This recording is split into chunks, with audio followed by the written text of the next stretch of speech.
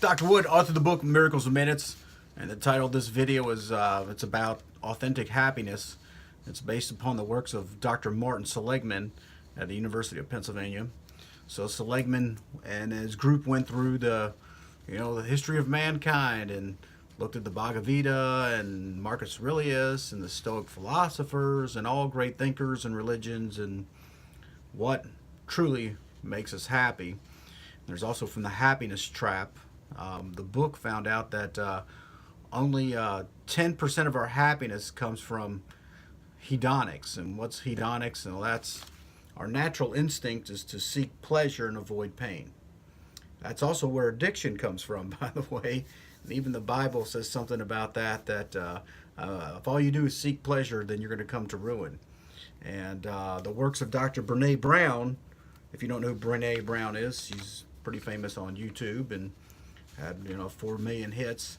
And that her research said this, that if you try to avoid pain, and you try to numb pain through medications and stuff like that, then you also you can't selectively numb suffering and pain and depression, all that stuff. You also numb joy.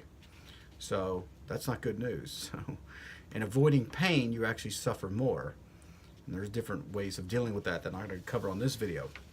But anyway, if we get into Seligman's work, and he found out that there was something called 6 core virtues.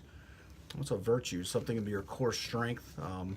We all have certain core strengths or things that we're passionate about. The 6 core virtues are transcendence, which is, there's different categories of that. It's appreciation of beauty and excellence. The Greeks had a term called arete, which stands for human excellence. Like, what do you want to? You have a kid. What do you want to be? I just want my kid to be mediocre, or you want your kid to be? I want the best for my kid. Well, you gotta want the best for you too. And then there's spirituality. Then there's gratitude. It's funny in the book The Happiness Trap that I talked about only 10% of our happiness comes from, like, if you win the lottery. And Seligman's research said that after following lottery winners, even big lottery winners, after about 3 months, the thrill's gone. Okay, and so it's all over, and you return to your baseline happiness. But in the Happiness Trap, they found out 40% of your happiness comes by your thoughts. Now that's kind of cool. And let me just cover that real quick, because there's some other research about our thoughts that the average human being has about 60,000 thoughts per day. 50%, 57,000 of those, of the 60,000, are habitual thoughts. In other words, you didn't start your day afresh. You're thinking about what you thought about yesterday. You're not living a new day. You're living in default. You just keep thinking about the same shit. And the term in philosophy and psychology is called rumination. You just keep digging up the past.